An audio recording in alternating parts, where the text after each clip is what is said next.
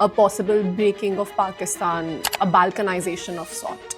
Indian Army has to succeed 100 out of 100 times to ensure you're safe. Militants, these terrorists have to succeed once in 100 times, so they create a problem. At that time, the people who were ruling this country, they even buried our story. Nobody knows about us. In Bengal, this is what is happening. In order to get the Muslim vote bank, Mamata Banerjee has gone out of the way to appease these jihadi elements there, and you have a problem at your hand in the border areas of West Bengal. We cannot be so cutter. हम इतने कट्टर नहीं हो सकते. ये हमारी problem है. So army was deeply involved in Operation Sadhbavana in Jammu and Kashmir. Pakistan is getting far more dangerous, far more radicalized with every single day now, because that thin line dividing between radical Islam and the state, that's completely got erased. Namaskar and Jai Hind. Welcome to the first episode of Untold Stories by Insight. Today with us we have Colonel Col Tikoo, who was born in Srinagar and did his schooling from there and college as well. He was commissioned in August 1971 in the Naga Regiment, one of the elite infantry regiments. Besides having fought the 1971 IndoPak war on the Eastern Front, erstwhile East Pakistan, now Bangladesh, he has served extensively in counter-insurgency environment in Nagaland, Manipur, Assam, Punjab, Sri Lanka, and later in J&K. Besides having a brief stint in Siachen Glacier, the world's coldest and highest battlefield. Kashmir, its aborigines, and their exodus, a much acclaimed book dealing with Kashmir issue and the forced displacement of Kashmiri Hindus from Kashmir in 1989, 1990, and in 2021, he authored another book, a biography of the legendary Major Bob Khating, the man who prevented China from grabbing Northeastern Frontier Agency post. Post-retirement from the army, Colonel Tikoo has devoted many years to Kashmiri Hindu community activism. Colonel Tikoo has regularly appeared in various national and international television channels during debates on issues dealing with Kashmir, Indo-Pak relations, national security, and international relations. Thank you for being here, sir. This episode is being shot on 13th May after Prime Minister Modi addressed the nation. And the message is quite clear that India has started its war against terrorism and also against countries that harbor terrorists, right? We all know political will changed in the last decade. How has army leadership changed from 1962 to Kargil, to Uri, and to Sindoor? This question I'm asking because Pakistan has enormous political will to fight India. However, its army failed. Army leadership, if you see not purely the officer point of view, which is from a second lieutenant to the field marshal, you have to look at army leadership at the very lowest level, that is a two-stripe man, in fact a single-stripe man who is called a Lance Naik. And then you have various ranks, Naik, Havaldar, Naib Sub, like that. So if you see the whole leadership, like the rest of the world, the military leadership has also undergone change. Now, I would say that the 62 military leadership was grounded in the realities that they saw in Second World War. In fact, the 65 leadership was also a little bit impacted by what they had picked up during Second World War. We have to understand that Indian Army was a British Indian Army. Yes. Therefore, Pakistan Army and Indian Army was nearly the same at the time of independence, and then later as we slowly developed our own traditions and our own practices, both armies developed their own different, distinguished features. Yes. I would say that military leadership in India has changed. It has become more professional. I would say that it has become more nationalized. And it is now grounded more in Indian realities than the British traditions which we had at the time of independence adopted. So, in short, I would say that today Indian Army is a more nationalist army. It is grounded in modern warfare, which has undergone enormous change, as we have seen in the recent Operation Sindoor. It is more professional and it is more accountable to the political leadership. In fact, I would not say to the political leadership, it is more in tune with the nation's aspirations. So, in that manner, Indian Army has truly undergone a big change. It is today, you can say that it is grounded in Indian tradition, Indian thought, Indian philosophy, rather than what we adopted at the time of independence, which was purely based on the British concepts of nationalism or whatever you might like to call it. Okay. I'm not sure if Pakistan has enormous political will, but it has its army now after independence, particularly after Ziaul Haq became the chief of the army staff there. He Islamized the army completely. All its institutions got Islamized. And it is the Islamic fervor that drives it today. I'm not sure what political will there is behind. In fact, there is no politics in Pakistan. There's no political leadership actually. The whole Military. whole country is ruled by strong and iron hand of Pakistani army, and Pakistani army decides what is best in its interest, and it is Pakistani army who has taken on itself to fight with India continuously, constantly, with the theory of inflicting 1,000 cuts on India so that they can lead us permanently. So whereas political will just does political, there is no political will there, but the whole society is geared to fight India. And as would be very clear to you, if we needed any clarification at all, it was you recent speech by Asim Munir, the chief of the Pakistani army, during the expedite population of Pakistanis. He made three things very clear. Firstly, he came to the gathering in combat uniform, and he said that we must tell every child about two nation theory. He said that our nation has been made is based on kalma. It is the second nation that got based on kalima, which is the Muslim prayer. And he also said that we have nothing in common with Hindus. So essentially, he reiterated the civilizational differences that really created Pakistan, and he reinforced those. And having known his past, because I believe he's a Maulvi's son and he studied in a madrasa, so therefore, what he said clearly establishes the fact that Pakistani army is well past the state where you could retrieve it from jihadis. There is the thin line that divided jihadis, and the army is totally got obliterated. And today you have a chief of the army staff of Pakistan who is himself a very big jihadi, and that's what we are facing. That is the problem that we face today.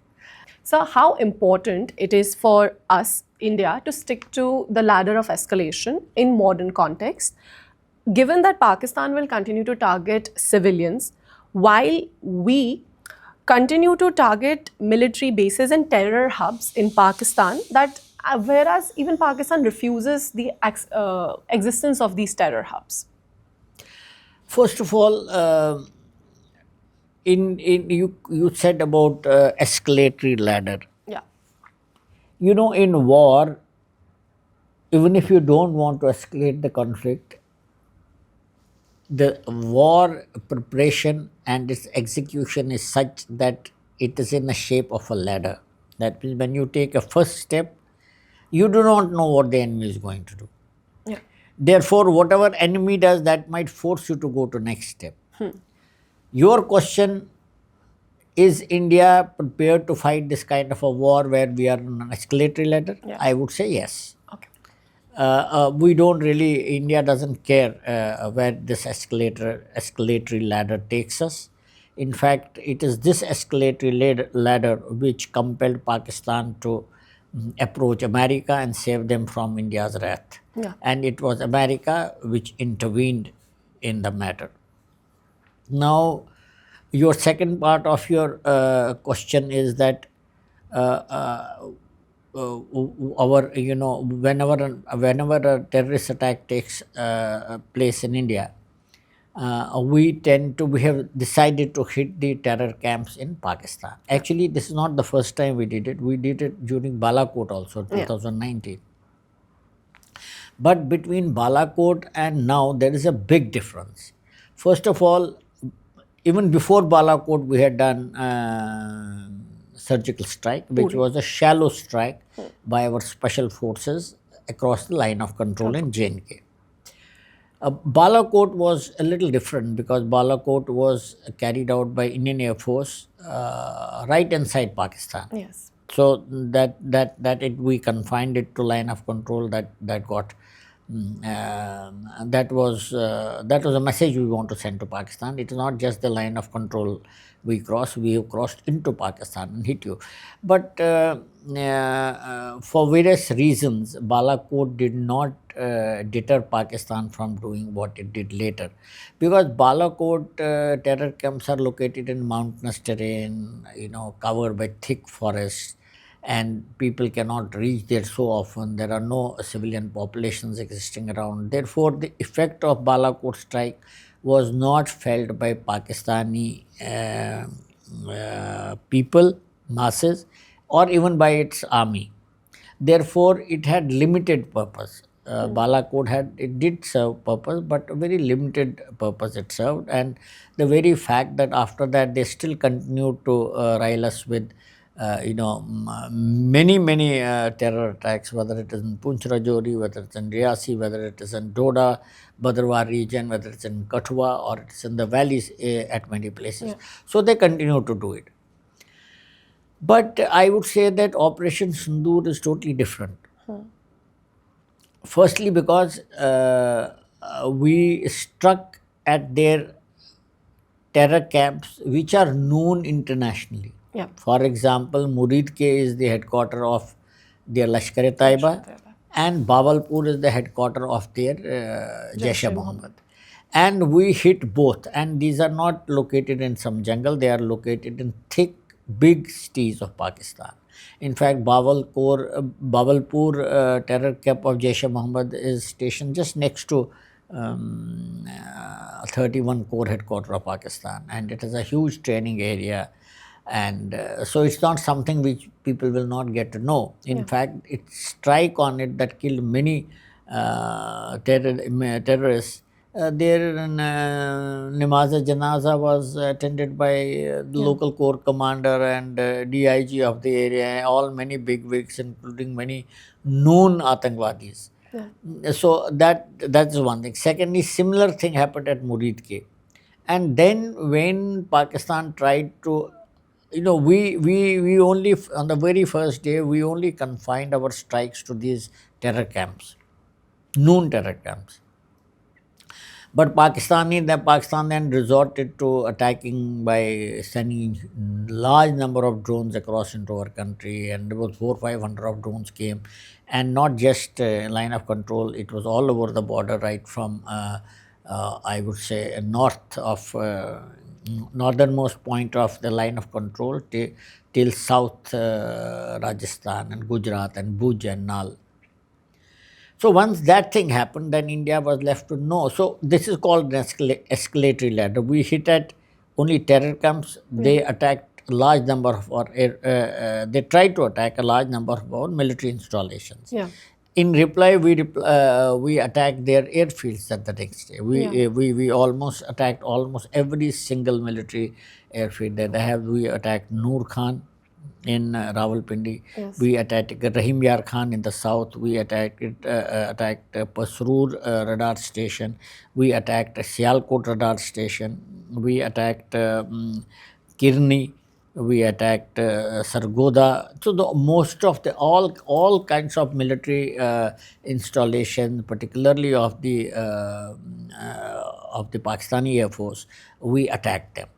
And once they got decimated, it was only after that that they could have gone on an escalatory ladder. But they did not. They went to Pakistan, they went to America and complained that please save us, and because their nuclear weapons would have been the next target. Yeah. And that's what is called the escalatory ladder. So they did not escalate beyond that. They went to America, pleaded for peace, and that is the proposal India accepted.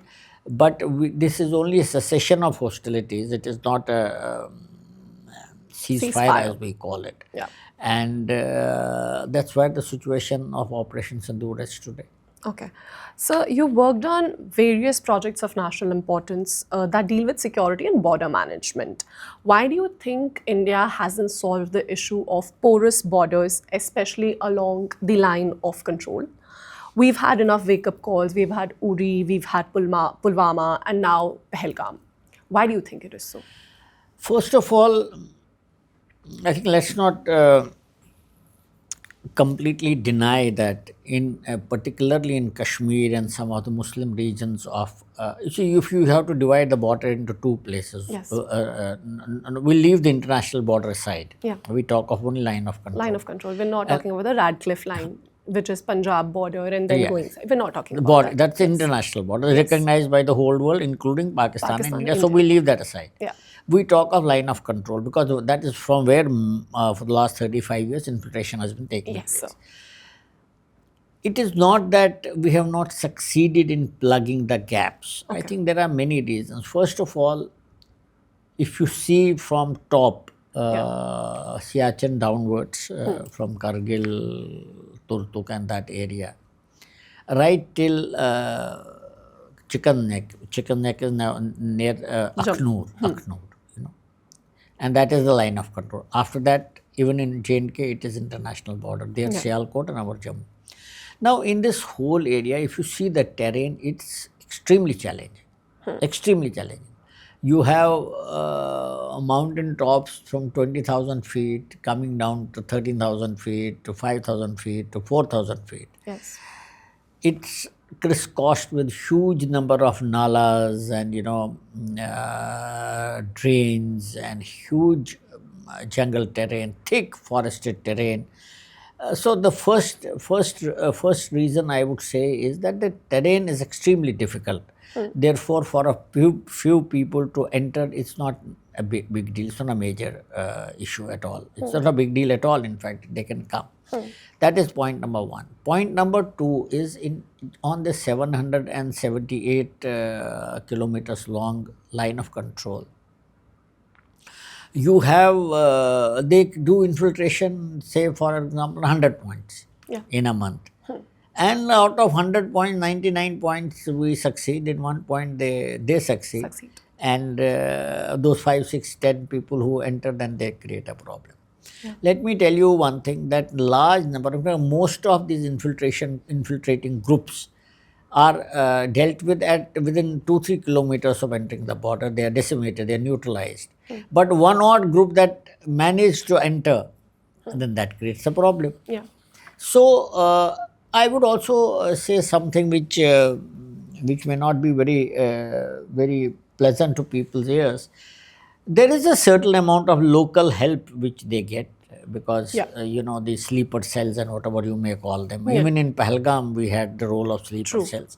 So those sleeper cells provide them support, logistic support, and they need a logistic support initially. Information on Indian Army, intelligence, food, security, shelter, medicines, and all kinds of things. And there is a local support available, though not to the same extent that it was in 1990. That there is still some local support which is available and which allows them to operate and which prevents us from completely plugging the line of control. I would say that despite large number of surveillance equipment and many of these jihadis getting at the line of control, one odd group managed to enter and then they ensure that they create mayhem. There is an old saying that Indian Army has to succeed 100 out of 100 times to ensure you're safe. Militants, these terrorists have to succeed once in 100 times, so they create a problem. So this is how one has to look at this whole issue of why we have not been able to plug this completely. Okay. With your extensive background in counter-insurgency, especially in Nagaland, even in Sri Lanka, and then later J&K, could you break down how counter-insurgency evolved in Kashmir pre and post the abrogation of Article 370?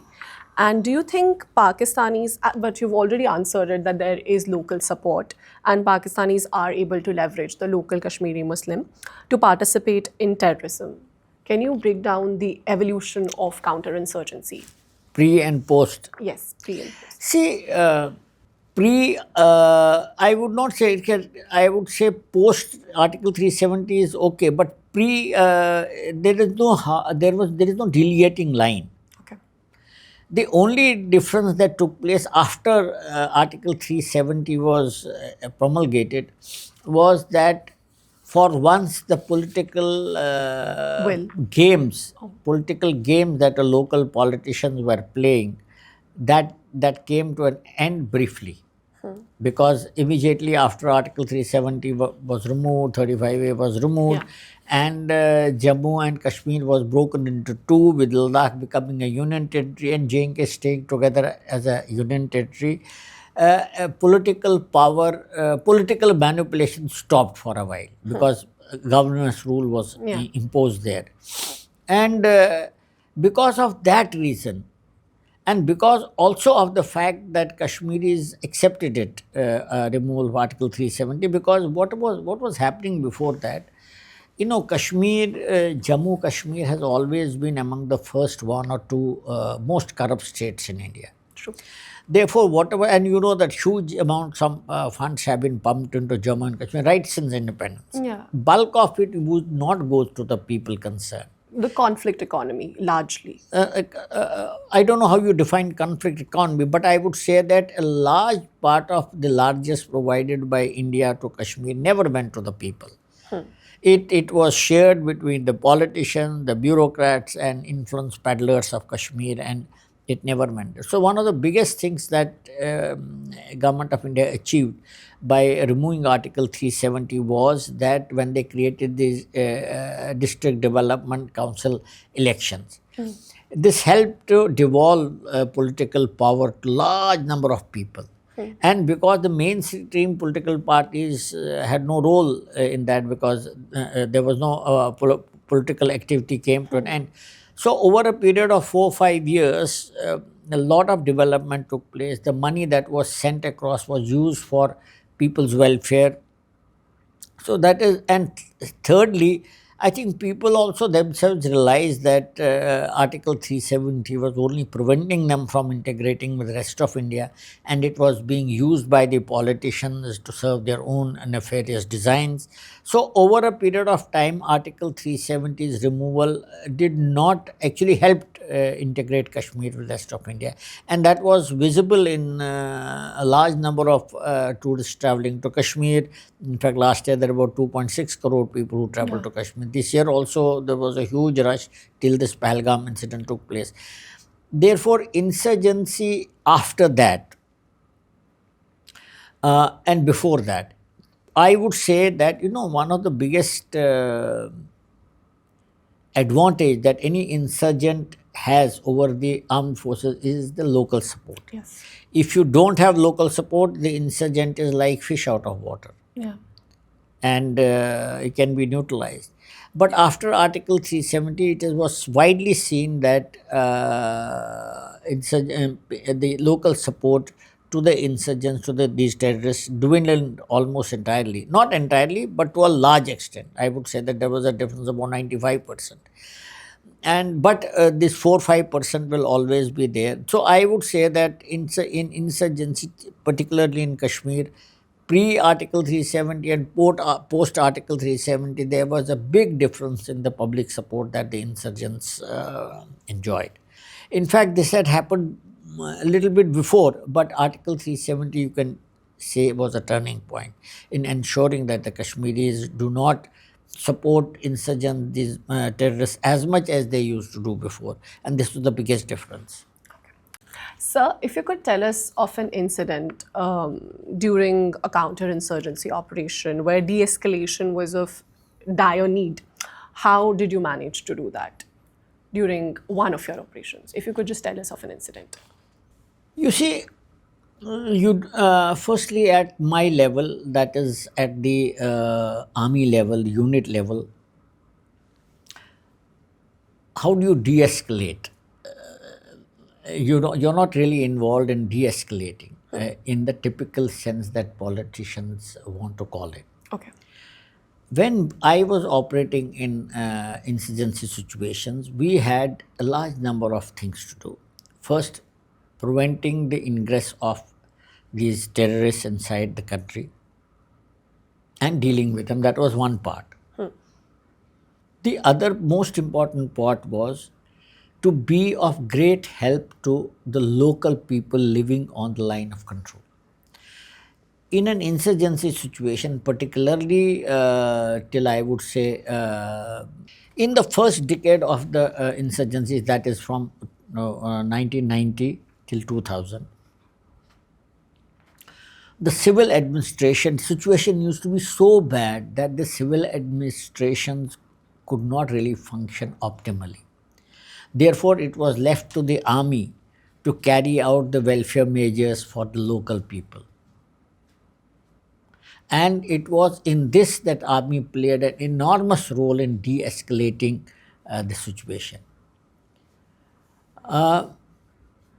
You'll be amazed to know that for almost 20 years, the army carried out so many welfare measures for the local people, taking care of their medical needs, providing hospital care, giving them pure water, drinking water, providing them with food, providing them with every single civic facility that the government is supposed to do. So, army was deeply involved in Operation Sadhbavana in Jammu and Kashmir. And Sadhbavana means to earn the local people's trust by taking care of their needs. And that is, let me tell you that as you go away from Srinagar towards the border areas, the border people are more with the Indian army than with the civil administration there, because it's the Indian army that takes care of them. Civil administration is too far away. In thick forested wooded area of Kupwara, Keran, Bandipur and such places where people live in mountain tops and small villages, they don't see the government. It was the army that they saw, and the army that took care of them. So I would say that in de-escalating the situation, particularly after 89-90, army played a huge role, because they took care of the genuine welfare needs of the common people of Kashmir and Jammu region. And that is one of the biggest, actually, if you ask me, that's one of the biggest achievements of the army in Jammu and Kashmir. The other part was, you see, you have to understand one thing. When these terrorists come, it is not that every man is supporting them, no.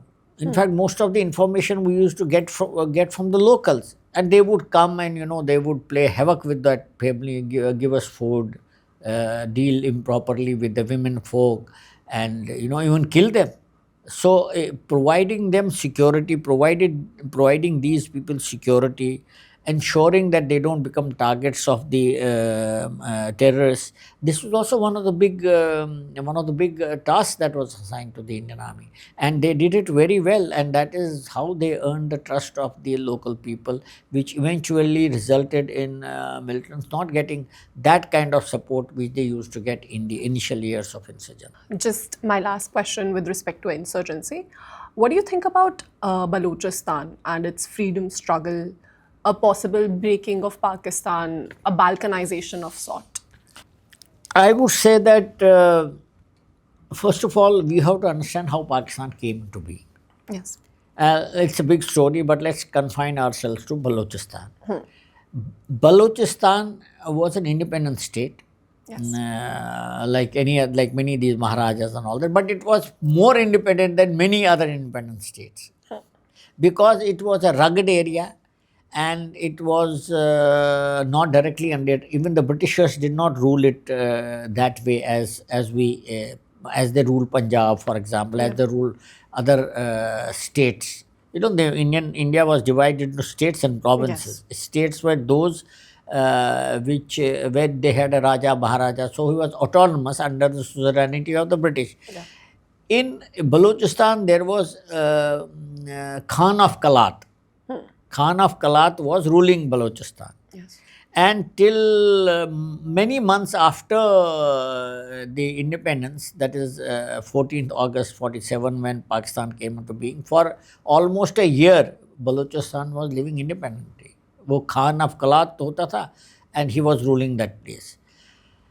It was only later when Khan of Kalat was called to the national capital. Karachi was that time the capital, and he was arrested there, and Pakistan sent its troops to Balochistan and captured the territory because it was too far away from India. India could not have intervened.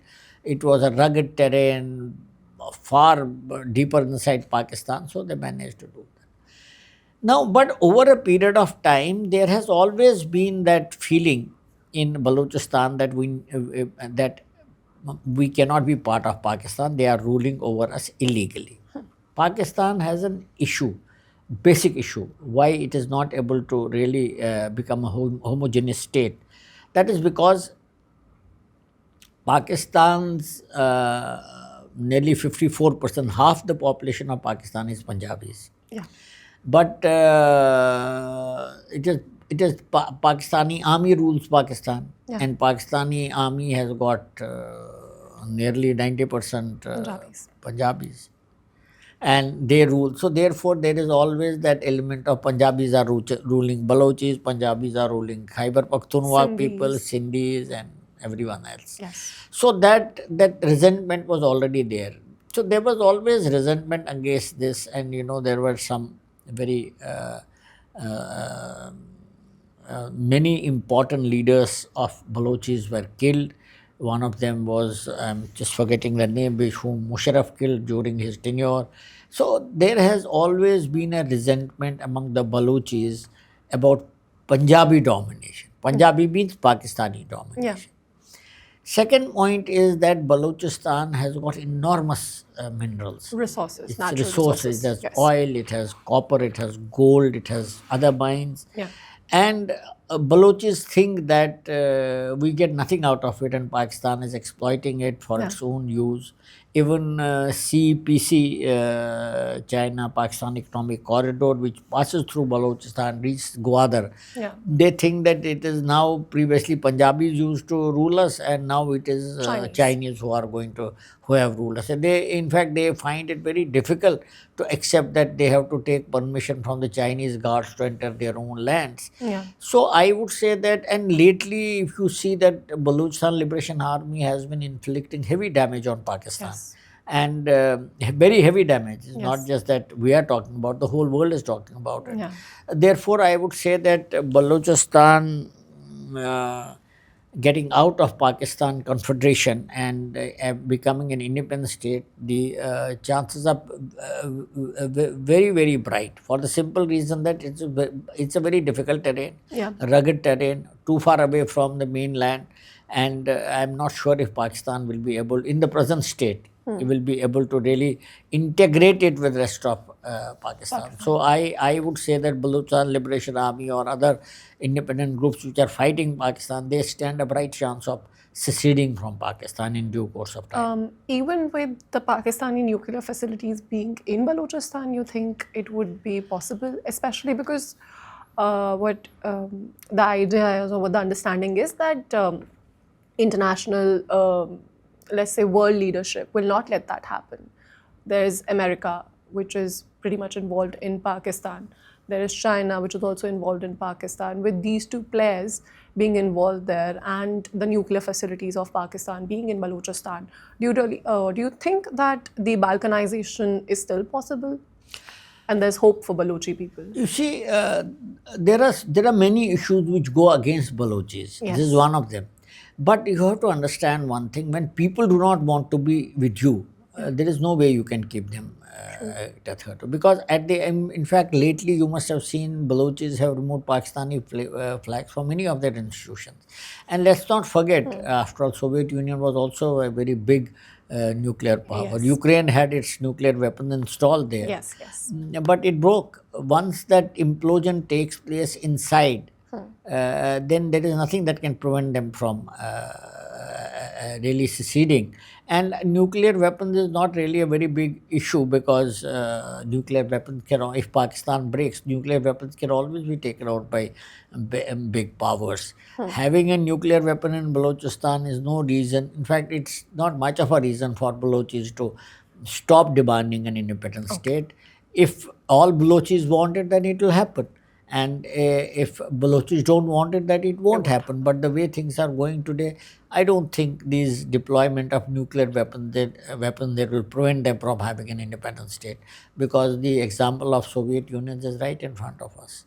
So I would say that whereas this is an important issue which Balochis need to consider, but it's not going to be a deciding factor. In the current conflict, we've already observed Donald Trump maintaining an amicable relationship with Pakistan, and the alliance between Pakistan and the US is well known by all Indians. Pakistan has managed to remain an ally of both the Chinese and the Americans by allowing themselves to become a vassal state. How can India counter Pakistan's political position? I think it's a very good question, and this Operation Sindoor, an American stand, has opened our eyes. Yes. I have always belonged to that thought process which felt that irrespective of what we might talk about America, let's not forget that what the Defense Minister of Pakistan said, that we have been doing America's dirty work for 30 years. So they will want it to do their dirty work. So let's not get deluded by the fact that America is a very good friend of ours. They will not let Pakistan break, that is for sure, because it continues to do its dirty work. Yes. What is the dirty work it is doing? First of all, Taliban, even if they have good relations with America today compared to previous years, they are sworn anti-Americans. There are huge number of people in this side of Peshawar, they are also sworn enemies. So America always has this problem. But Pakistan has always been playing its game as long as they can get money in return. You know, Osama bin Laden lived in Pakistan for 6 years. 10 minutes from the military academy. Yeah, like walking distance. Just walking distance. Yeah. Pakistan Military Academy was the common wall between the two buildings. In Abbottabad. Abbottabad. So you can imagine the kind of double game that Pakistan has played and the kind of double game it has succeeded in playing in getting American support all through. And you must have realized, you must have heard that Trump said, oh, these are two great nations. If Trump can call Pakistan a great nation, so you can imagine what his mindset will be. After all, Pakistan is known world over as a jihadi state. It cannot be compared to India, which has a thriving democracy, which has people's rights, which has freedom of expression, which is a functional judiciary, which has an army subordinate to civilian government, and yet Trump calls Pakistan a great nation. That only shows that that Pakistan's deep relationship with America has not come to an end, despite the fact that America looks at India's market as a huge place. America looks at India as a counterfoil to China, at least in Western Pacific and in Indian Ocean. But this Operation Sindoor has opened our eyes as to where do we stand in comparison to America's relations with Pakistan. And same is true with China. China also doesn't want India to rise and become another challenge to it. Therefore, it will always help Pakistan inflict 1,000 wounds or not. And this is the sum total of the population. What I am trying to tell you is this: India has to fight its own battles. And you can fight your own battles if you become strong, if you put put a lot of money into research and development. You don't have to depend on anyone else in the world to provide you with arms and ammunition. For example, our Akash system today did very well. It's indigenously produced. Therefore, I don't think India has any alternative but to keep becoming stronger financially, economically, militarily, and politically be stable to really take care of its interests, because we have seen where America stands. One of the areas that India seemed to be lacking is the war of narrative. For better or worse, platforms like TikTok have been banned in India, leading to rampant misinformation against India on such platforms, as well as Western platforms such as CNN. What can Indians or India do to ensure that we improve in these avenues as well? I totally agree with you that in the social media narrative, India is definitely lagging behind. And I think since we have a huge pool of IT professionals, government or people themselves need to take an initiative to address this issue, because after all, if we are saying that we have the world's brightest IT people, which are managing directors and CEOs of so many companies, then why can't we address this issue? Why should it be left only to the government? Therefore, I think that that's a very important issue that you brought about, and in the peddling of false narrative, we are really getting a beating. Yes. I would say maybe that is not the right word to use, but it's a fact that Pakistan is getting much more leverage on social media because of these narratives, and the very fact that Pakistan there are celebrations going on that we defeated India, that proves the fact that the narrative is far more stronger. Their airports got hit, 9-10 of them. Their radar station got destroyed.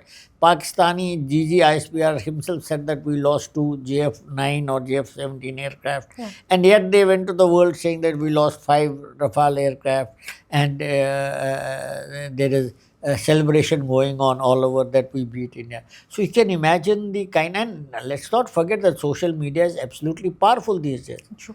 Very powerful, and what social media does enormously impacts the morale of the Indian and armed forces. I think this is one thing that India needs to immediately address and get hold of our bright boys and girls and do something about it. I mean, I don't have specific suggestions to make because I'm not that tech savvy, but definitely when one opens any of the platforms, Instagram or Telegram or anything, you will find the narratives of Pakistan that is being peddled. So I think something needs to be done about it. So do you think is India making more enemies than friends? Every time we successfully integrate defense tech from across multiple countries, some of which are adversaries themselves, with the advent of systems like Akash, will India be taken as a serious player in military research and development, or will the deep state win the narrative war? You see, I would say that as India progresses ahead in the field of armament technology, and as we have seen with Akash has become extremely successful, BrahMos has become very, very extremely successful. If you have 5-6 of these big value, big ticket armament productions being accepted by the world as really top of the ladder products, state of the art products, and people are going to line up to buy these from you, obviously you are creating big enemies, because let's not forget that American export is largely financed by major exports of the arms and ammunition, aircraft, tanks, these drones, helicopters. Yes. So armament industry in America is really very big, but if you take a chunk of it out from them or from France or from Russia, because they are very Britain, they are big exporters of arms. Obviously, no one will like it. Yes. And so you will create enemies. But what is the alternative? We have to reduce with the kind of enemies that we have. China on one side, now Bangladesh also Yeah. on the eastern front, and Pakistan. You have no alternative. You cannot be dependent on anyone else for supplying you arms and ammunition when you need them. So you are procured. In any case, India has already decided in about 295 Yeah. armament components and arms will not be imported. So we should continue with this and stand our ground, keep pouring a lot of money into research and development on in the DRDO, and produce best of weapon system. That's the only way we can that can save us. You will have a lot of opposition. You will have a lot of people sniping at you all the time, but I think at the end of the day, it is your strength that will matter. It is your resolve that will matter, and that's what India should do. Given the current levels of escalation with Pakistan and comparing it with Kargil war, what is the definition of limited war? And is it a useful tool in achieving our short-term goals? You can say Kargil was a limited war. You can say even this was a limited war. Kargil was a limited war because we took a conscious decision that we will not cross the line of control. Had we crossed the line of control, it would have turned into a full-fledged war. Let's accept that. Yeah.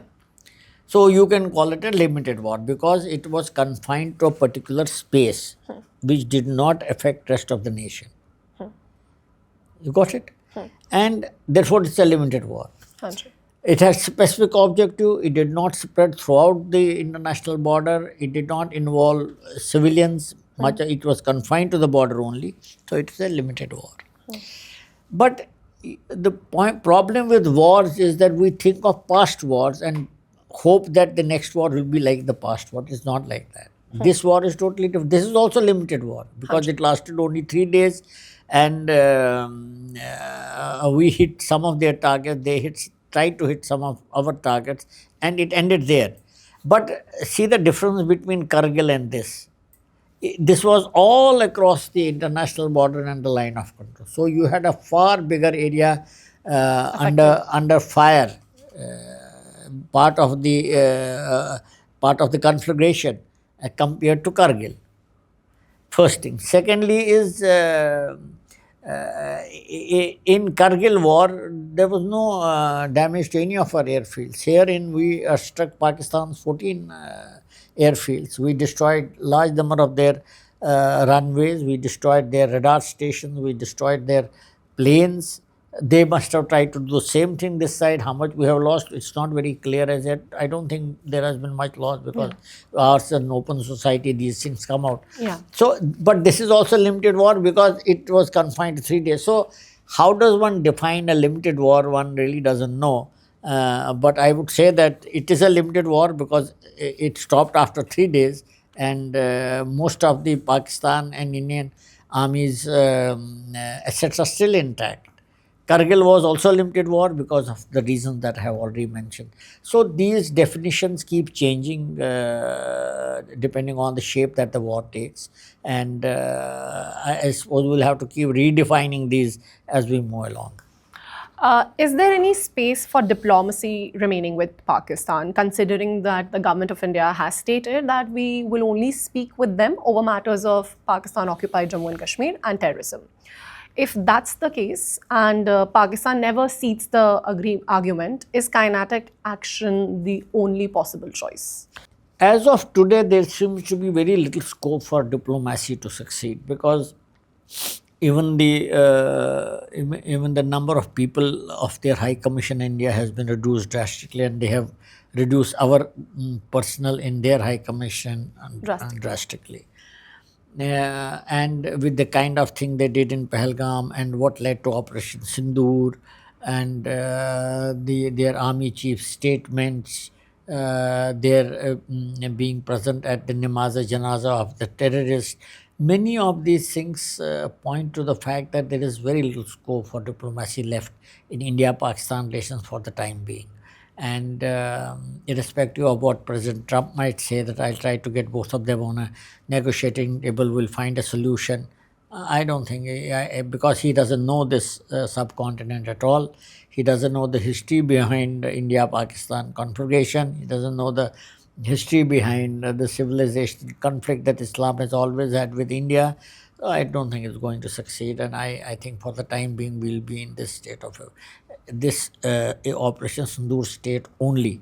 There is very little scope for diplomacy to succeed. And I'm not very sure whether any steps will be taken to engage Pakistan diplomatically. I don't think it will be so. The 1971 war could have been India's Stalingrad. We were not only inside the enemy camps, but we also had 93,000 troops surrender. We gave back the land that we had seized in the West Pakistan. Pakistan did not fully repatriate all Indian prisoners of war. It has been more than 40 years, and we are still struggling with the same issues. As someone who served during the IndoPak War 1971 on the Eastern Front, why do you think it was so? You know, I think it has something. It has to do something with the Hindu way of life. I would say it, because we take a very fatalistic way of life, and we say that we cannot be so. I would lose the. We cannot be so cutter. हम इतने कट्टर नहीं हो सकते. ये हमारी problem है. Because we say सर्वे भवन्तु सुखिनः सर्वे सन्तु निरामया सर्वे भद्राणि पश्यन्तु. So we pray for the whole world. We say that Satyam Ekam Bahuda Vedanti. All paths lead to the same truth, whether you are Muslim, Sikh, Christian, everything. So our worldview is totally different. Completely different. For us, Muslim is not an enemy. For Muslim, Hindu is a kafir. Non-Muslim is a kafir, and he has got to be either converted or killed or treated as a slave. Therefore, this and it is not the first time that it has happened. It happened during Prithviraj's time. It happened later also on many occasions. We let them off the court. During 1971 war, they were completely finished because 4 or 5 divisions they had lost in East Pakistan.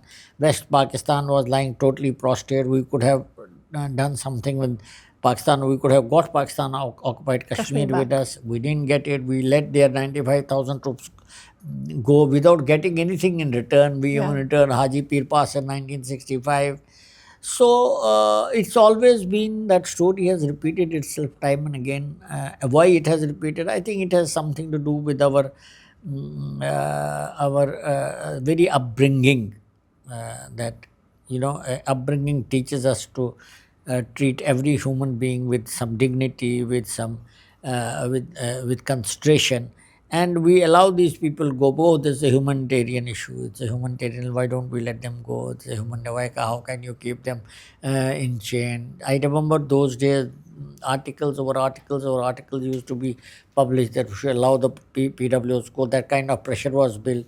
Even I would say that hijack of 814, IC 814, even that time we gave up. We have always been giving up, hoping that Pakistan will change its philosophy. Pakistan will at least acknowledge that we have been kind to them, but doesn't happen because Islam doesn't teach you that way. Particularly in Pakistan, where even now the army chief is a product of madrasas. So that is, I think, that's a big major problem with us. Even the defense minister of Pakistan said in the parliament, Pakistani parliament, that our second line is the students in madrasas. Yeah. We will send them if things go south. Yeah. So, and what they teach them in a madrasa is well known to everybody. Do you think now the situation might change, especially looking at how the political will is, at least of the in the nation? I have no idea, because after all, let's not forget that we have a world's biggest fifth column in India. I mean, I have no hesitation in saying that. And how do you know our political picture in India doesn't change, which will be, after all, we have a huge number of people who have always taking candle to the Wagah border types. We have huge number of people who even during the present crisis said that peace is the answer, don't go to war. So it all depends on what kind of political leadership we have in the country. After all, we had a very weak political leadership between after Mrs. Gandhi's assassination until the time Prime Minister Modi came, and during this period we suffered immensely. In Kashmir got created during this period. Yeah. The terrorism spread to all over India: Kanpur, Gaya, Akshardham, Prayagraj, Delhi, Coimbatore. कहाँ नहीं 2611. हुआ besides the 2611. So I am not very sure whether India can politically remain The way it is. that stable and that strong as we have presently seen.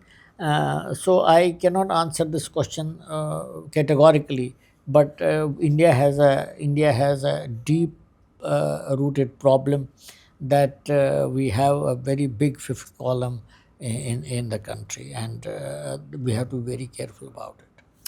So, our team recently went to Murshidabad, where the WAF-related riots took place.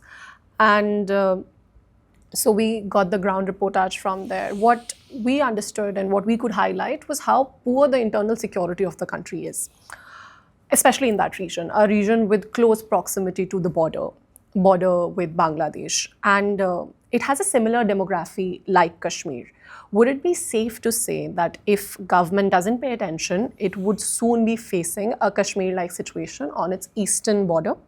Perfectly coordinated terror attacks occurring regularly and an extreme demographic shift. I would say that they don't need to do it because they have already changed the demography of the border districts. They are today ruling Bengal. After all, the Chief Minister of Bengal is doing everything what they want to do. Yes. But for some time they will tolerate her. And when they feel the time is right to capture power themselves, they will dispense with her and capture power. And then you will have another major issue at your hands. In India, that's the problem with the democracy. In India, internal security is state's responsibility. Law and order is state's responsibility. Yeah. And state is the one which deals with it on day-to-day basis. But the problem in India is that most politicians, every politician I would say, gets sold to the vote banks. And to protect your vote banks, you can indulge in anything and everything which even amounts to being anti-national. That's true. In Bengal, this is what is happening. In order to get the Muslim vote bank, Mamata Banerjee has gone out of the way to appease these jihadi elements there, and you have a problem at your hand in the border areas of West Bengal. And I have no doubt about it in my mind that what you said, Kashmir, it will be worse than Kashmir. Let me tell you, it will be, if we don't intervene earliest, it is going to be a big problem.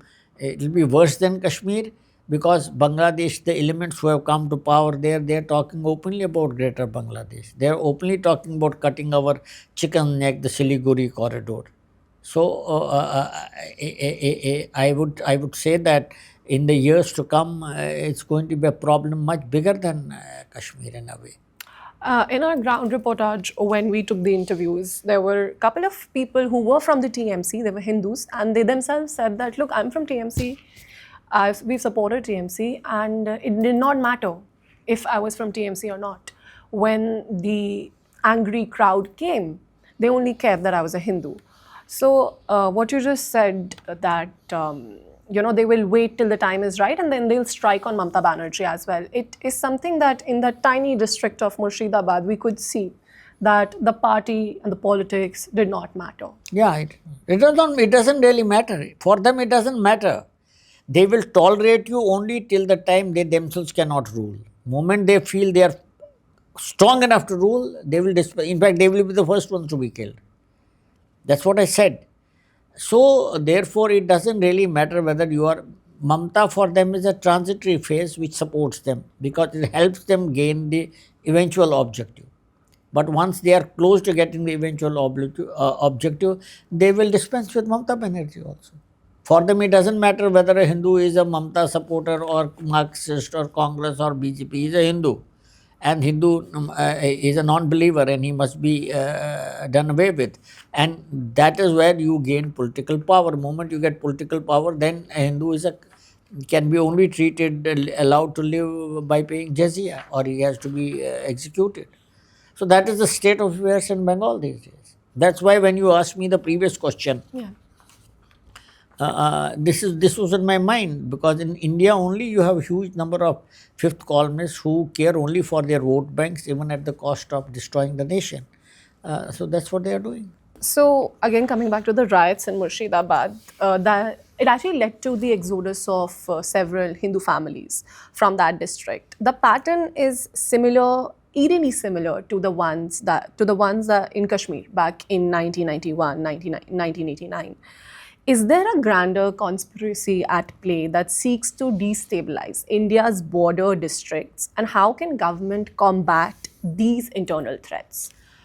There is no doubt about it. It is being done at the highest level in Pakistan, highest level. Yeah. And why do you think that Sheikh Hasina was removed and the Islamists came to power and Pakistan started developing good relations with Bangladesh? This is the reason. It is a game being played to perfection by Pakistan, and Indians are completely. Most of them don't even know what's happening with them. Particularly the Hindus don't know what's happening with them. Would you agree that America helped Pakistan in achieving this? Because there was a big, even in media, and there were papers written about it, that there is a hand of America in destabilizing the government of Bangladesh, and also they intervened during the elections. So, would you say that America helped Pakistan achieve this? It looks like, because whatever reports are coming, and Eunice is having great friendship with Clintons, and what is that other fellow, that Soros group. Yes. And he being projected as a leader, and he himself said, actually he said it, that the people living in America, they introduced, they played a big role in throwing out Sheikh Hasina. Americans have had a great interest in that region. Even Sheikh Hasina said that one white man came to me. She didn't want to name that, allow us to make St. Martin as an American air base. And they said, we want to create a Christian state. And they did try to do these things in Manipur. Manipur problem is because of this only, because there are certain areas in Kachin state of Myanmar bordering Bangladesh. They want to create a Christian state there, which can then become a proxy of the Americans, because America also wants to have something in this area which is which can keep a watch on China. And Bangladesh is playing their game. Pakistan is playing their game. We have seen it. And Pakistan, it has its own vested interest still living. After all, there were many Razakars during 1971 who fought against the Indian army, who fought against Mukti Bahini. Those people are still there. And this whole game was played by these people, got Yunus to dethrone Sheikh Hasina. And at the end of the day, you have a big problem at your hands. And I have no doubt in my mind the Americans were involved in it. These things you will get to know after 30, 40 years when documents are declassified. But some of the things that are coming out now, where Yunus used to go, where was he living, whom was he meeting, and many statements that came out from Bangladesh clearly point out to the fact that the Americans were behind all this. See, optics of the war is half the battle won, right? The message is clear. The messenger, however, was something that the world was shocked. We had two female officers. One was the Army Colonel Sophia Qureshi, and the other was the Wing Commander Vyomika. Do you think, and then we had press conference briefings where we were even giving proof. Let's just say that. Let's just call it what it was. The Indian Army, the Indian forces presented all the proof of hitting all the air bases with precision. It wasn't something as the world was making it look like, that we were targeting the madrasas or targeting the civil infrastructure. Yet, we cannot seem to win this war of narratives. Why is it so? Is it just that social media is not in our favor, or we're not on certain platforms, or is it that the world has rigged it against us? World doesn't want India to grow. It's a damn fact. They don't want, they are, as it is, the Americans allowed China to grow. It helped China to grow because it thought that it is a huge country and we should get it into the mainstream. But now China has emerged as a big competitor of America in challenging its role as a sole superpower, and it doesn't want India to rise. And in this particular thinking, everyone's interests are matching. China won't want it. The European Union won't want it. The Americans don't want it. They don't want another China to rise. And if another China rises, to that extent, the American influence lessens. Therefore, everyone else is joining hands with Pakistan because Pakistan is a frontline state against India. So, everyone else is joining Pakistan to ensure that we remain bogged down in these kinds of difficulties, we don't progress economically, and if possible, to break us from within. And as I said, we have the world's largest fifth column. They think they can succeed. And it's a fact that it's an international cooperation on this conspiracy, you might call it, or cooperation in this matter to keep India down and to ensure that we always remain at people's beck and call and we don't progress economically. But I think they will not succeed in this. And why do you think so? Why do you think they will not succeed? Because I think that during this time everyone rose to the occasion, because you must have seen that Deoband issued a fatwa against Pakistan, Yeah. and a large number of Muslims, including the most Hardline. hotheads, Yeah. even like Owaisi, Obviously, yes. they condemned Pakistan. So I think beyond a point, I don't think the Muslims of India or any other minority is going to support the breakup of India, because they also realize that India is a country which is safest for them. They get all the opportunities to progress ahead. In any other place, particularly if they go with Pakistan, they'll become second class citizens, like the Muhajirs became second class citizens. They are still being treated differently there. So I think this Operation Sindoor has helped us consolidate and send a message to the world that you can do what you want, but you won't be able to break us. So, the air defense system, since the beginning of this operation, has been the talk of the town, especially Akash and S-400. For example, Russia follows this long-range S-400, long-mid and S-300, short-medium, Panther Sir S-1, and short-T or M1. What we've understood by looking at social media and the trends or Twitter is that people are extremely now interested in wanting to know more about this. People understand that, people have also understood that this is a very profiting industry in India. This will soon become one of the most profiting industry in India. And we also saw the stocks of Elbit system rising because they are the ones that manufacture drones with Israel in Bangalore. What could you explain to our viewers? What is the system India follows when it comes to air defense system? See, what is air defense system? Initially, it evolved from when in 1920s somebody wrote a book. I'm forgetting the name of the gentleman.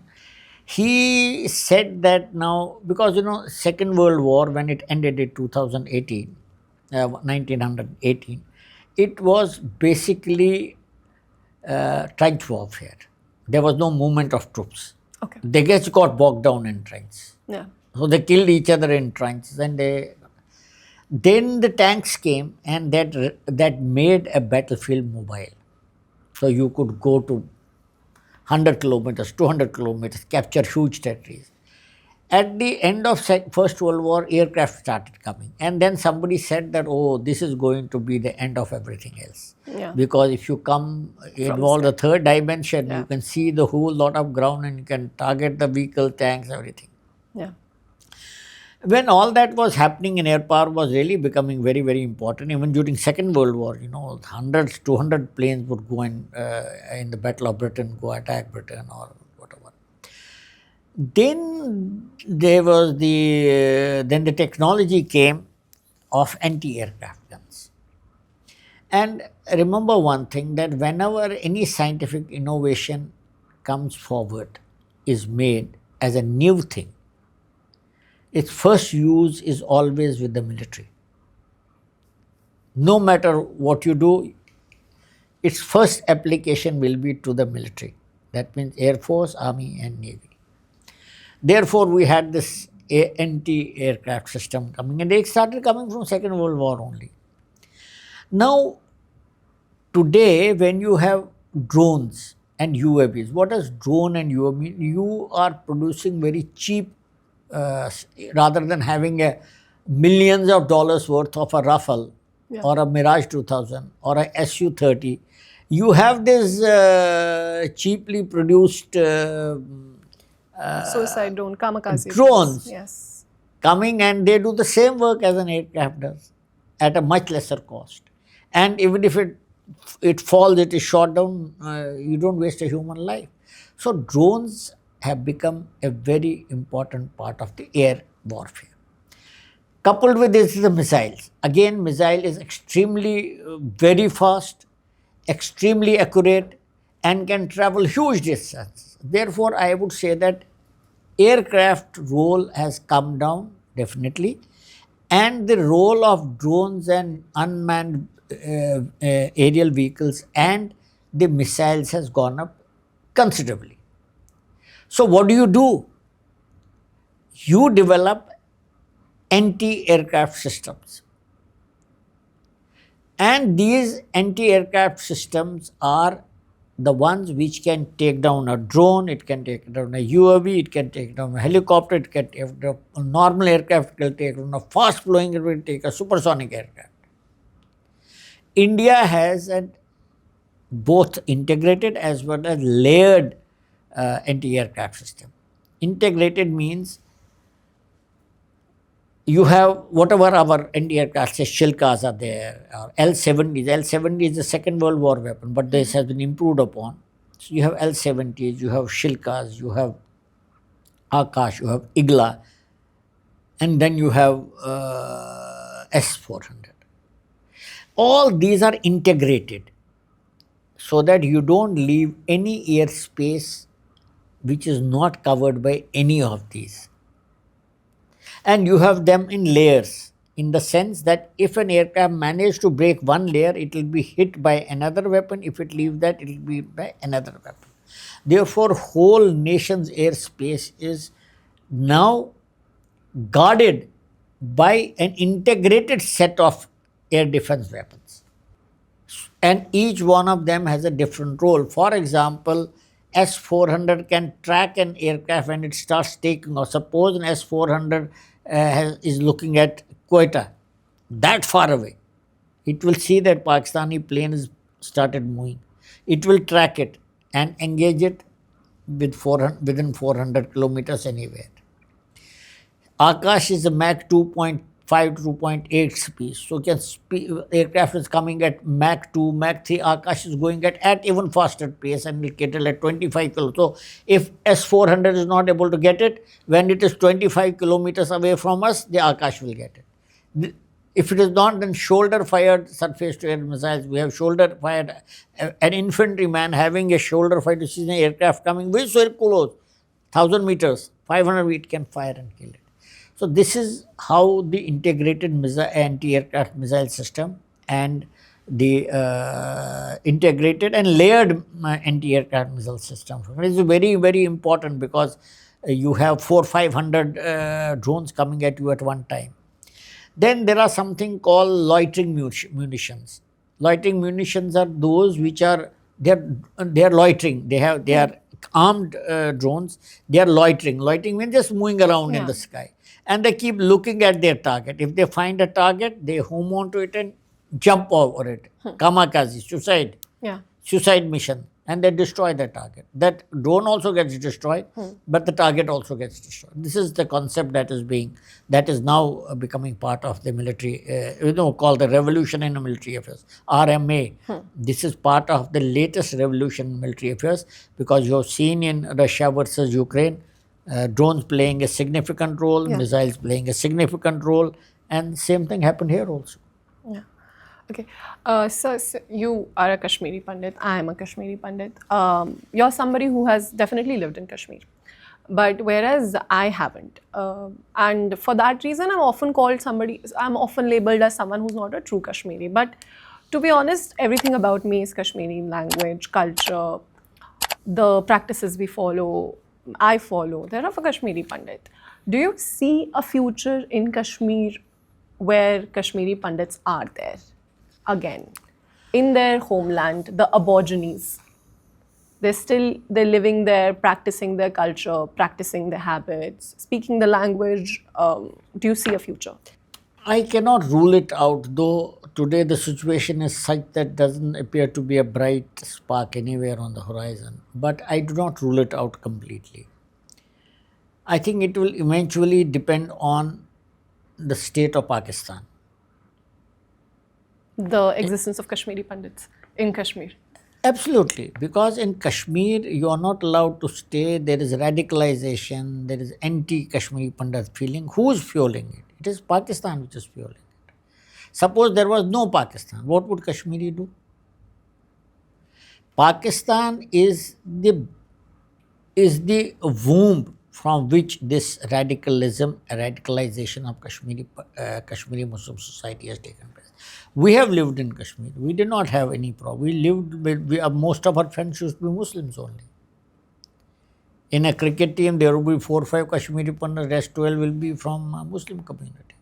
I was captain of the SP College cricket team, bulk of the people used to be Muslims. Therefore, those days were there. It is only when radicalization started creeping in, and it was done by Pakistan. It was done by ISI. And it continues even today, and this Pahalgam is also the part of the same thing.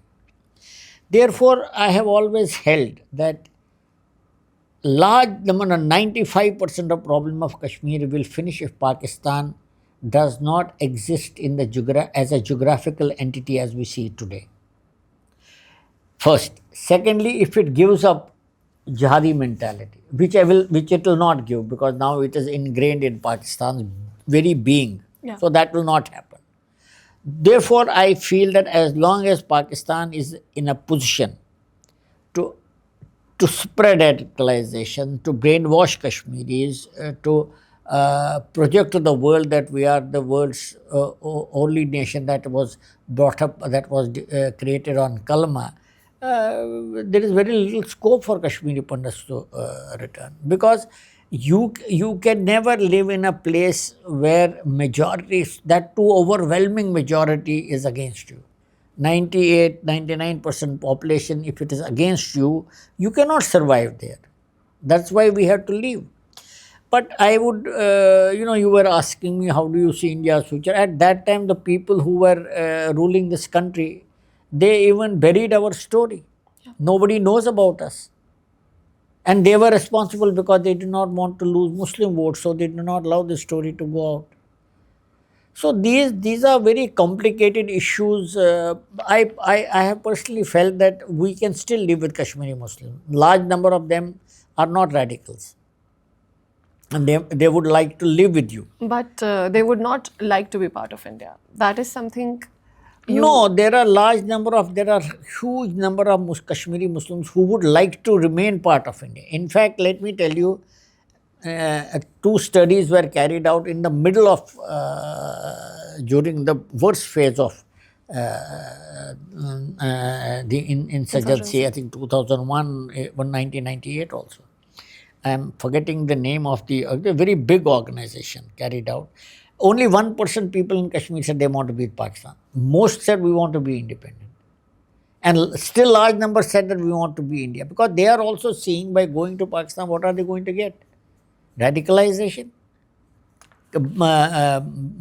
loans, borrowings, begging. After all, let's not forget Saudi Arabia recently, they barred Pakistanis traveling there because there are about 48,000 beggars had gone there. They sent about $1 billion worth from Saudi Arabia to their homes. So, when given that's why I said that this Islamic radicalization is something that needs to be addressed. And this can only be addressed if Pakistan does not exist as the entity that we see today. As far as Kashmiris are concerned, they would love to be with us. They would love to see us living with us, provided this monkey of Pakistan is not riding their back. So it's a complicated issue, but I don't rule out completely Kashmiri Pandits going back and living once again in Kashmir. I'm not of the thought that the Kashmiri Muslims want to coexist with us. I'm of the thought that they would coexist with us if we agree to their terms. Our identity as it is, of a Kashmiri Pandit, of a proud Indian, is not accepted. I am not of the thought that it would be accepted as well, because to be fair, our strength is not even of that of a vote bank. We can't be even appeased as a vote bank, to be fair. Not even in Jammu, we are a vote bank, if you look at our strength. So I am of the thought that they'll never see us as equals. Forget coexisting. We won't be seen as equals, and that has nothing, or that has not. It's not completely because of Pakistan, but it is also because of how they see themselves. How, even if you look at pre-Kashmiri Hindu genocide, pre-1989, right, and you can see it in the names of the places. You can see, Baramulla being Baramulla, things like that. You can see how a false sense of identity of that place has been created. One cannot look away from the fact that even before our exodus, there were incidents that would target primarily Kashmiri Pandits, leaving, making it or dominating one's identity.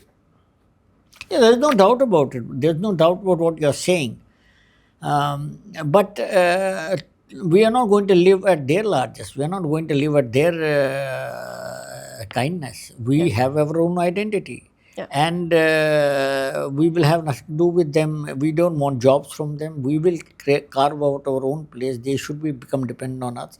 And let me tell you, before the I would say in 60s, you hardly saw there was an element of anti-Kashmiri Pandit feeling, but it never affected day-to-day functioning, because the relationship between the Muslims and Kashmiri Hindus was pretty good at that level.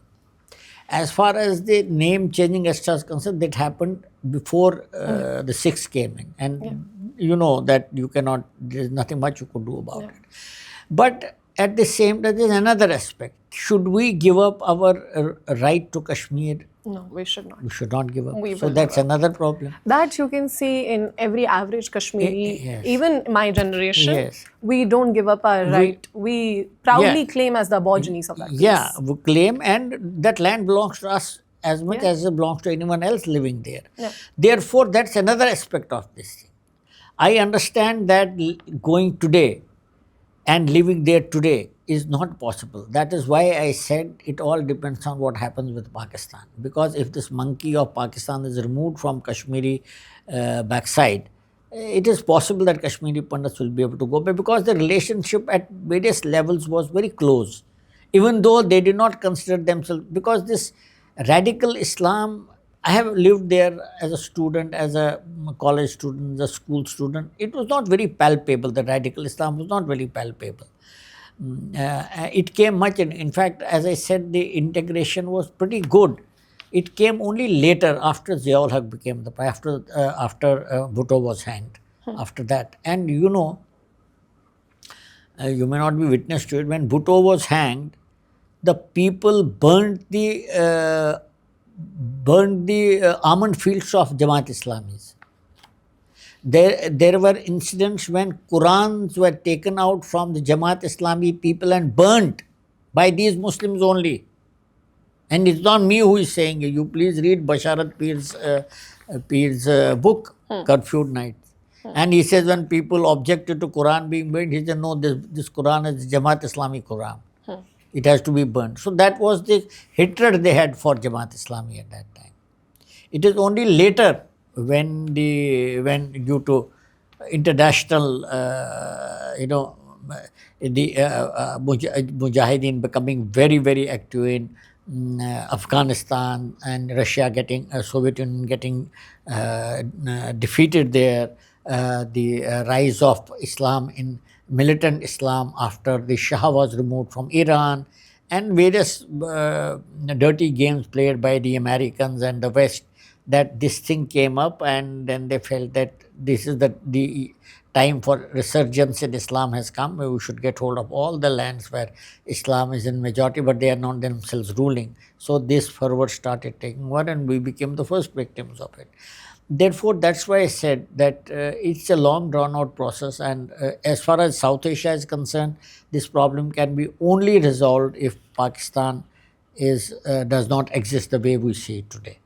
But the other side is Pakistan is getting far more dangerous, far more radicalized with every single day now, because that thin line dividing between radical Islam and the state, that's completely got erased. So, thank you so much, sir, for being here, of coming to our podcast. We would love to have you again, and hopefully, when we are not in somewhat a state of war. Thank you, Triveni. Great meeting you, and it was great fun talking to you. I hope I was able to answer No, some of the questions that that you threw at me, and how I looked at the world. It may not necessarily be true that what I said is the last word, but these are my views. Thank you so much for calling me thank you and so much having for me coming. on your platform.